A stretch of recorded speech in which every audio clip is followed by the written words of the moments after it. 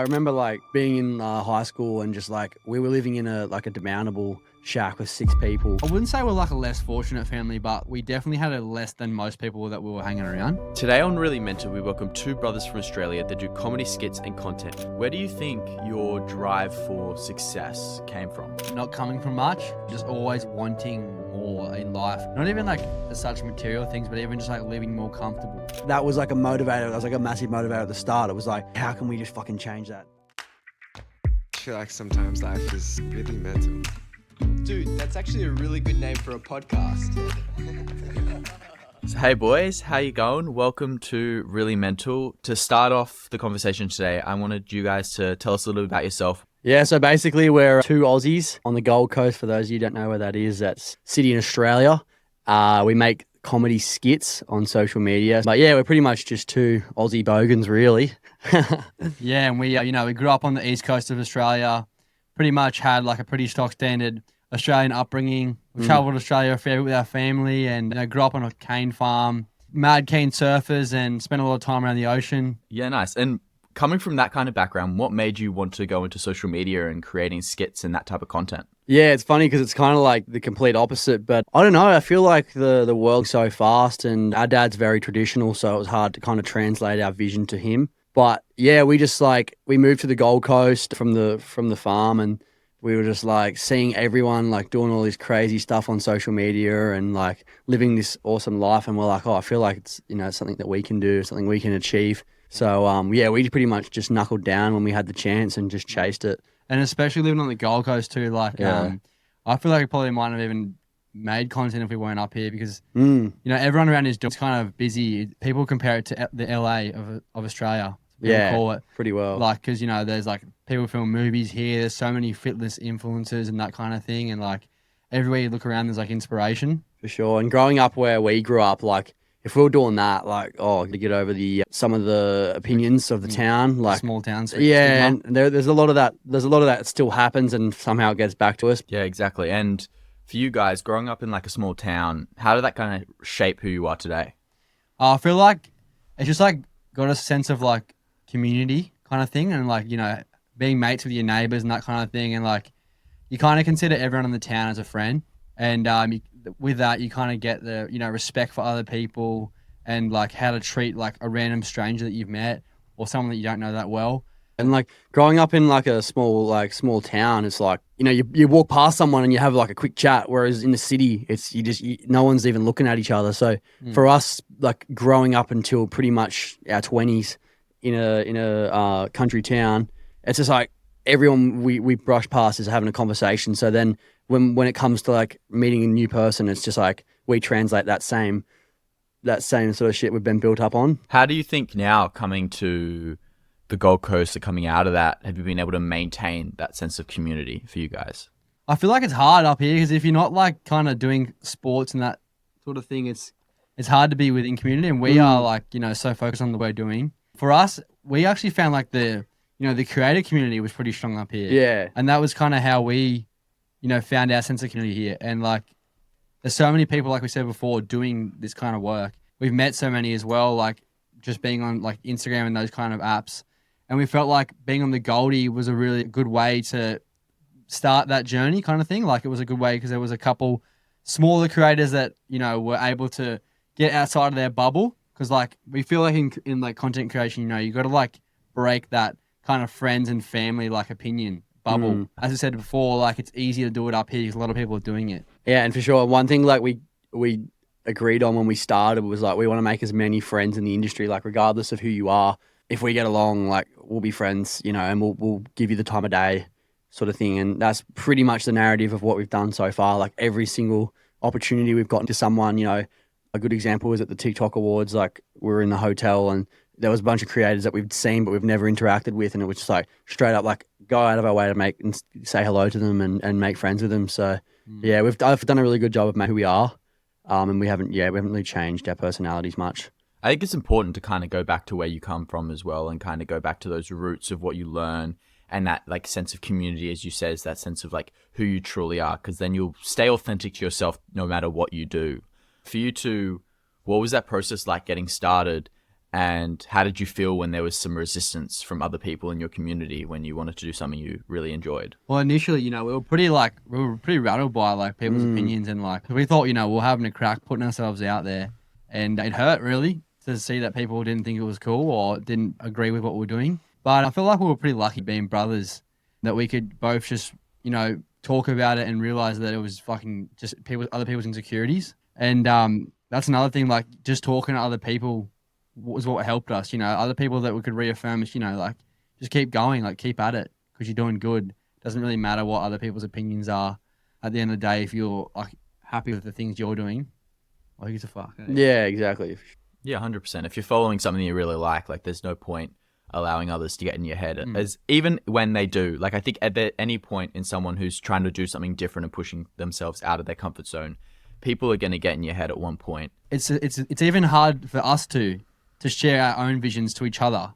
Like as if some person that like, you sort of know is going to see your vision. A lot of people aren't going to be like, they're not in your shoes. So why the hell would they believe in what you're doing? And I think the other thing as well is if someone hasn't had a lived experience that's similar to yours as well, and they don't have the understanding of something like a social media or something that's kind of out of the norm, they're not going to be able to put accurate judgment on what a tangible career or tangible pathway for that is. Yeah, of course. And that was probably something that like we found was because the people that were fucking talking shit about us, etc., were like very traditional and they just like had traditional paths.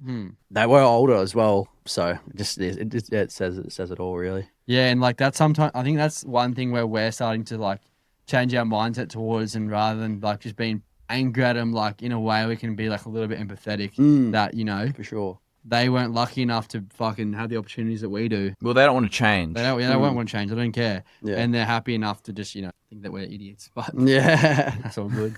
Someone's going to think if someone's an idiot at one point in time. Course, yeah. For you guys, during that process, I find it really interesting because I think a lot of creators and a lot of people kind of get this like pushback when they're doing something different. What made you not stop? What made you continue and push through and actually do this and be successful at it? I think it was like Kel said it before, was that we had each other. So it was like, the opinions of your parents, like, and that's something, the parents are a hard one to get over because you respect them so much. But like people like that are trying to slow you down and you don't have anyone to talk to directly that can give you advice and say it's not good or it's good. So I feel like having each other, like we just had this iron vision of just like fucking making it. And when mum and dad doubted us or said some shit that like, try to slow us down, we just like talk to each other. We just fuck what they think, let's keep at it.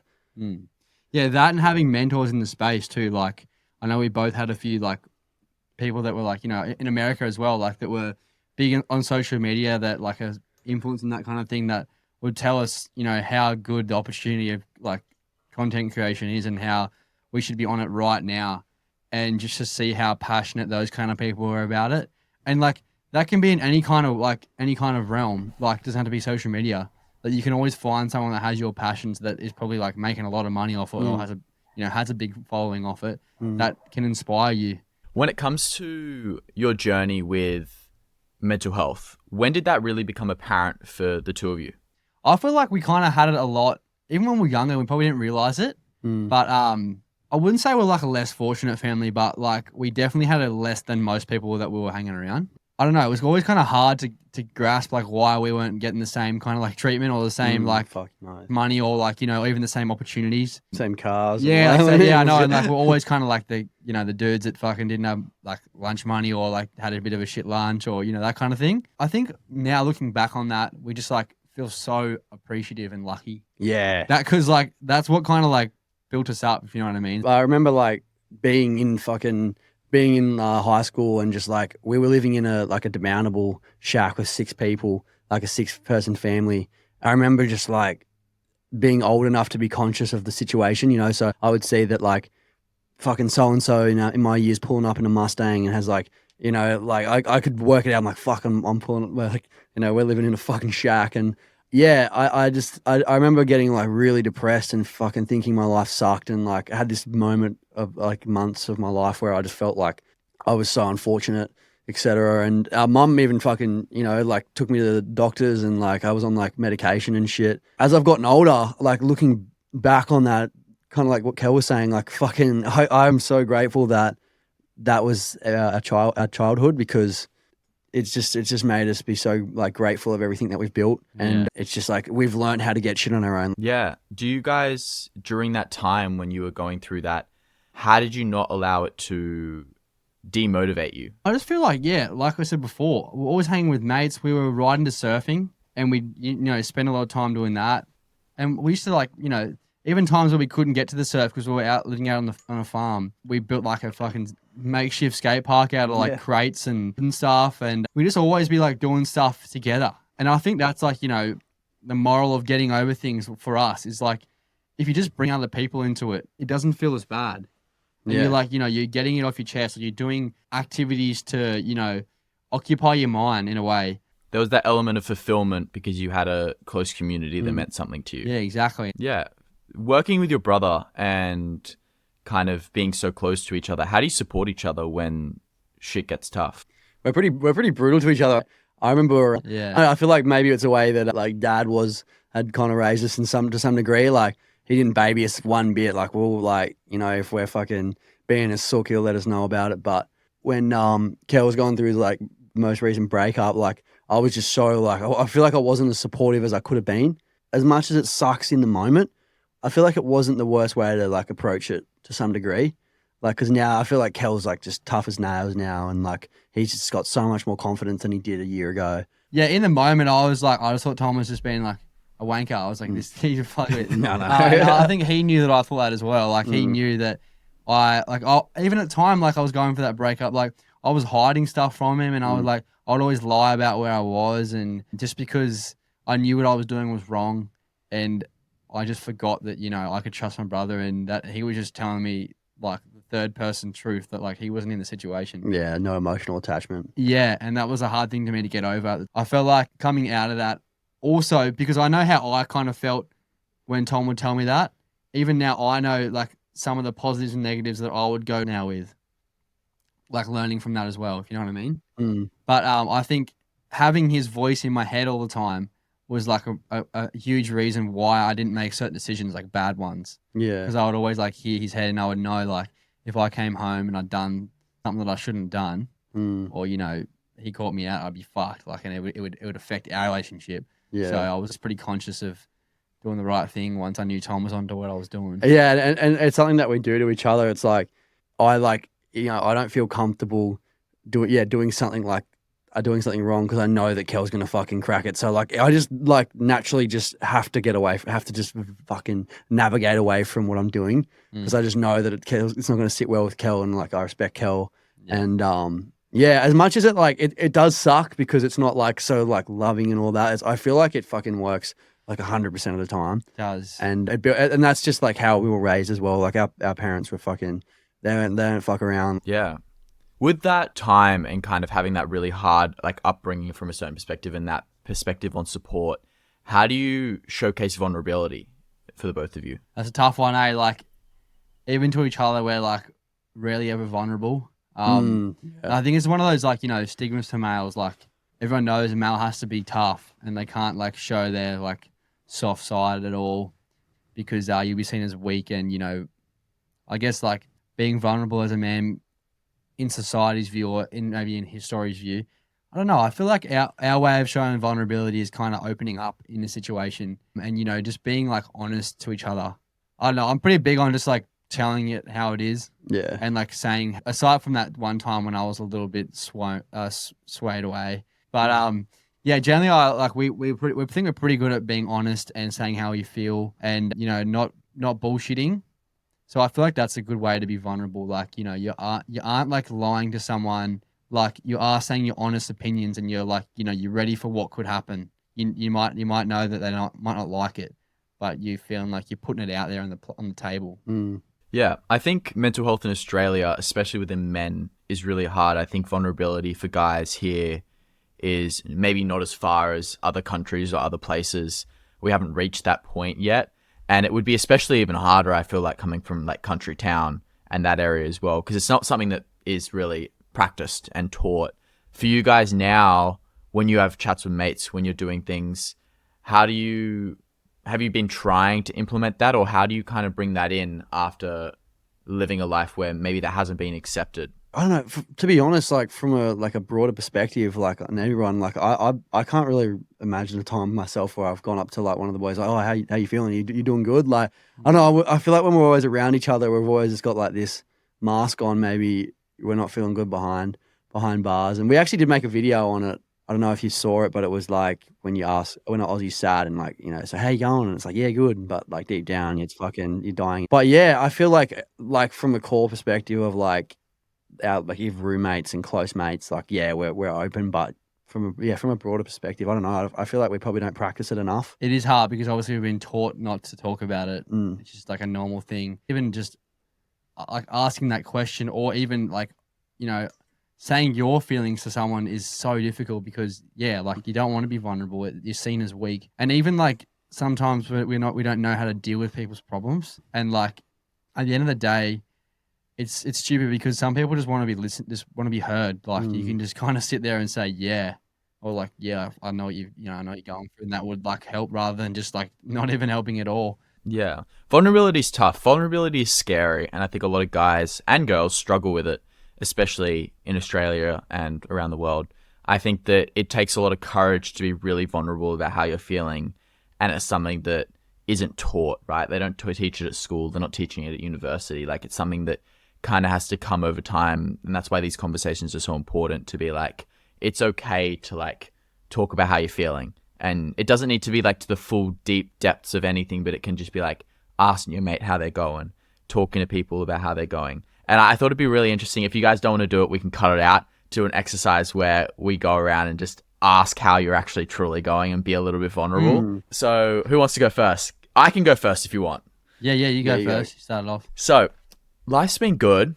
I've been feeling good. Like I've actually been feeling pretty great, to be honest. But the thing that's been hard is I've been exhausted. I don't know if you guys have been feeling this, but especially a lot of the people I've been talking to as well. Just there's like feeling of just like being so exhausted and so tired for no like valid reason.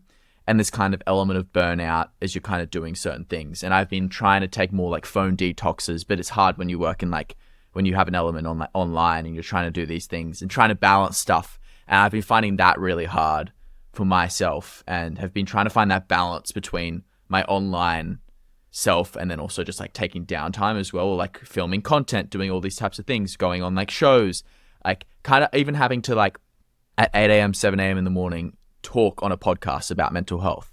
That's like such a thing that like you have to wake up, the first thing you do in the day is go straight and talk about mental health. Sometimes you don't want to have to talk about mental health straight away, and that's okay. And that's, I think, what I've been trying to process and deal with, as well as things coming apparent where I'm realizing that I need to be a bit more patient with certain things. I need to work on some other areas in my life, whether it's relationships with anyone in my life and dynamics and kind of not being so A-type with certain things. So yeah, that's like a certain type of stuff that I've been trying to work on and deal with over the last few weeks.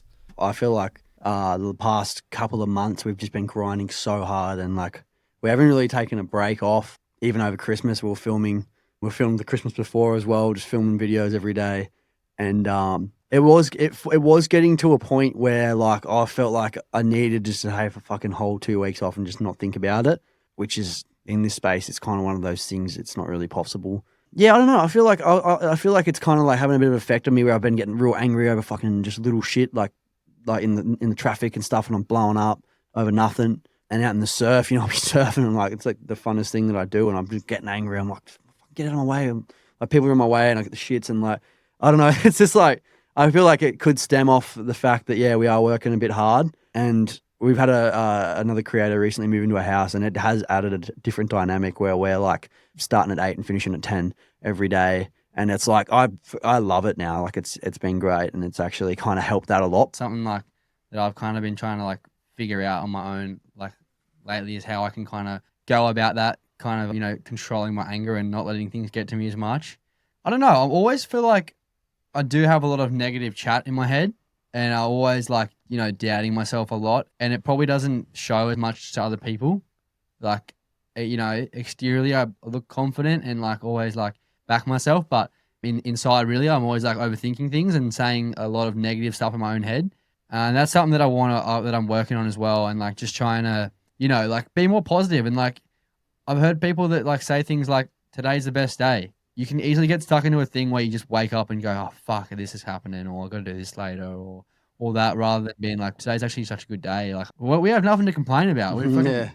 cruising. We're at home. Like, we are working like our asses off, but we're working for ourselves and we're working on our dream. Yeah. And I think we can get really caught up in all the negative shit too easily. We just need to start realizing how lucky we are, and that, Sure. you know, we've been given so many good opportunities, and even think about where we came from. I think that both of you, like, I felt those things before, especially with the getting annoyed and getting angry and also feeling burnt out and the negative thoughts. There's a few things that I want to ask for both of you. I'll start with, for you, Kel, because you just mentioned it. Yeah. Those negative thoughts, how do they make you feel? I feel like they just like make me, it's like a self-sabotage, and they just make me feel like worthless in a way, and like, you know, always comparing myself to other people, and it just brings on like massive insecurities. I had a similar thing with like negative talk to myself whenever a video would go bad. Put a whole effort in, I just beat myself up over it and like fucking, oh, you've fallen off, you shit, and like you're not good enough. And yeah, getting over that, I feel like I'm over it now. Like I feel like I don't even care. Yeah, that was a massive thing, like negative talk. I felt that for the social media thing as well. I kind of, something that I learned was like, my social media isn't me. Like, I'm Harrison, and social media is one part of what I do, but it doesn't define who I am. The success of that doesn't define. I reckon for the negative chat, something that's really helped me, that I don't know if this will help or not, and as you guys would know, surfing and stuff, I'm a big swimmer and stuff like that. I love the water, but one, exercise, and then two, sleeping. Like, going back to those like core basics, and this is what a lot of people say from our chats as well, is like exercising, sleeping, eating well. They're the three first basics, and then after that, going into our sense of community, which you guys seem to like really talk on. And then also, it's good that you guys are aware of it as well. Something that I also helped was catching myself out every time I was saying those negative things, being aware of it, catching myself out, being like, is that actually true? Is that the reality? And questioning those thoughts, kind of having a conversation with those thoughts.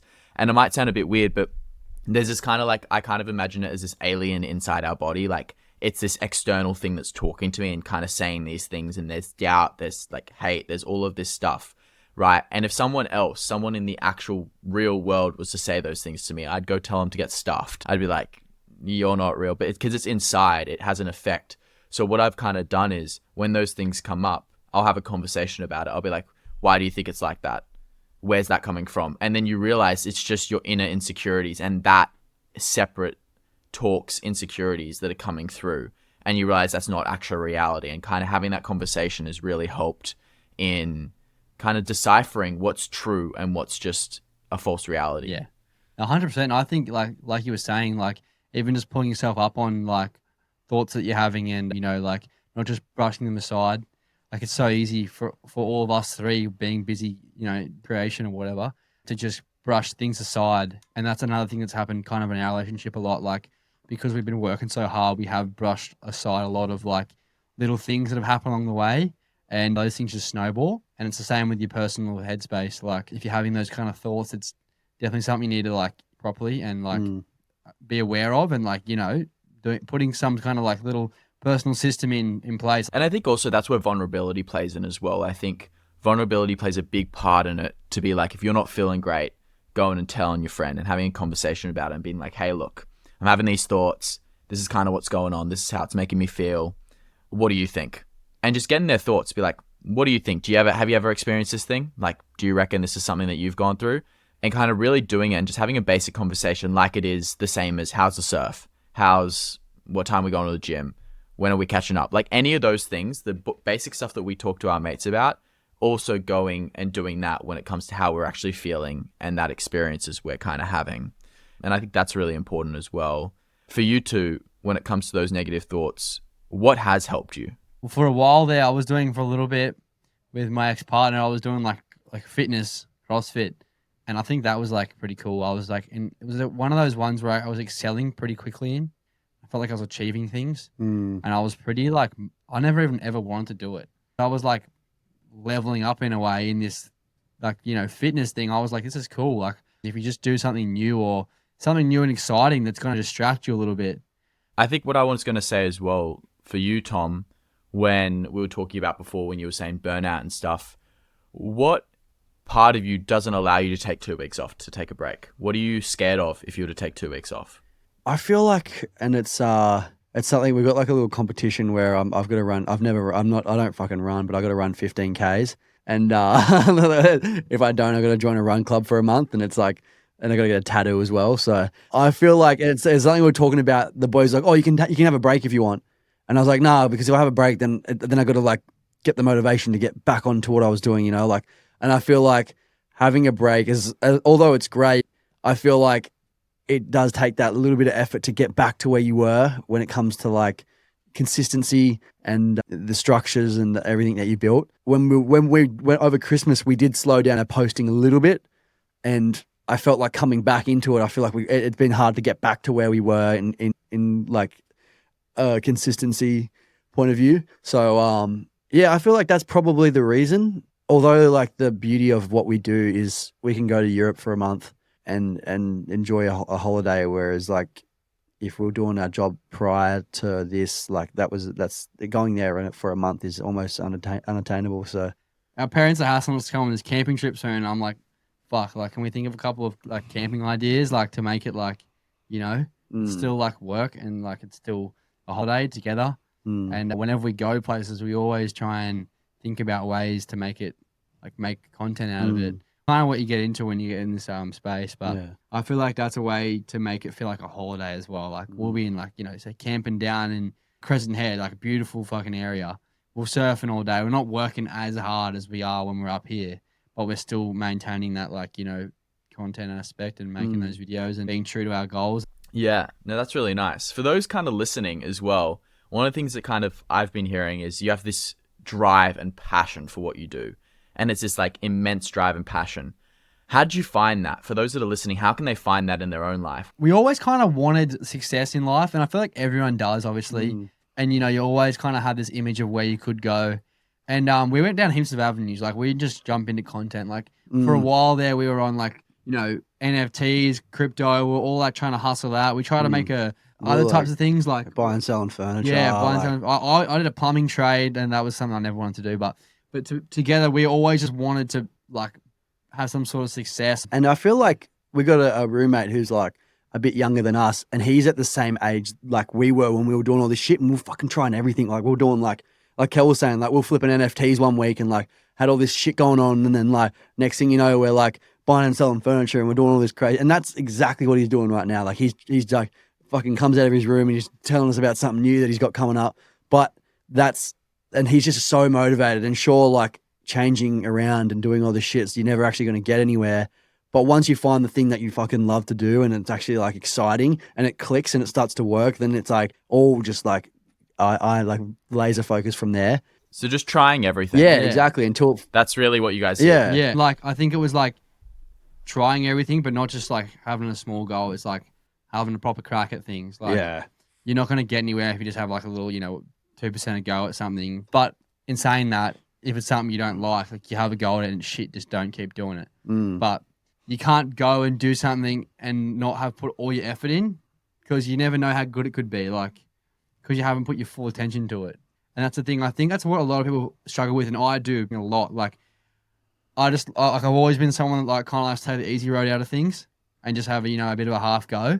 But in this day and age, it's just not possible if you want to be successful, or you just you want to have like you want to do well in what you're doing.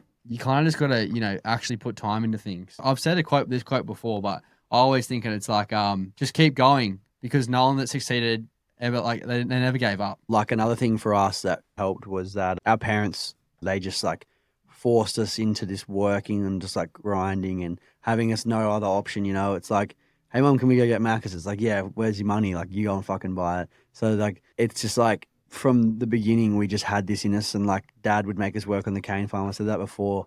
So there's no work to us that's fucking harder than that. You know what I mean? So we were instilled in that. Like, that was instilled in us at a young age. Where do you think your drive for success came from? Probably like Tom was saying, like from, or like I was saying before, like not coming from much, and just always wanting more in life, and like not even like such material things, but even just like living more comfortable and not having to like worry about money. Yeah, I feel like as well. Yeah, it was just those insecurities of like us, going to school and fucking having, like pulling up in a shitbox and just being like so like we never had any friends over at our house because we were so embarrassed to show them the house. Like At times, we went through like our parents went through like had a couple like floods and frostbites and natural disasters being farmers. So obviously that reflected on us a lot.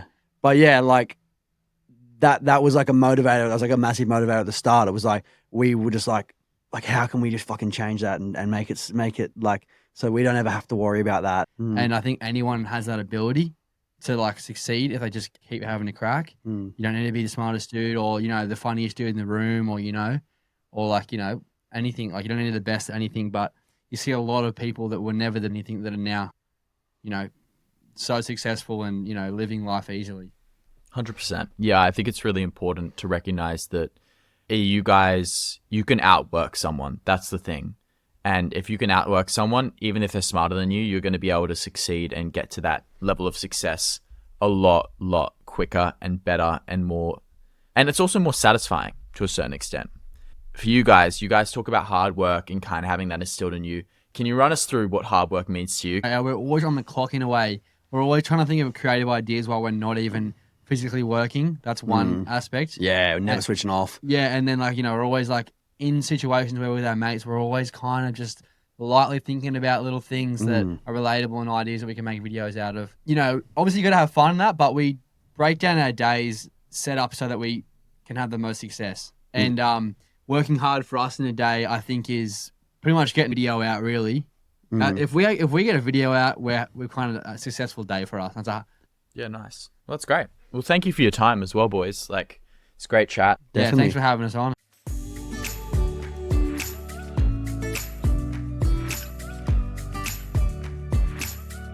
So I really love the episode with the boys. They're very funny. They're very down to earth. I think my biggest takeaway was the need for a tribe in humanity, and being a male, being a man, to kind of reduce that toxic masculinity, being able to be vulnerable with your friends and push that vulnerability and have a tribe and work towards your dreams no matter what. The boys, as they said, came from a really not very wealthy background. They came from a small country town, and they've been able to build themselves up to building a mini empire that is theirs and achieving their goals and success through hard work. So they are living proof that if you work hard, you're able to achieve your goals. So thank you so much for listening. Be sure to share it with a friend if you enjoyed this episode, and give us 5 stars on any of the podcast platforms, and follow us at Really Mental Media, because it helps us create amazing content like this every week for you guys.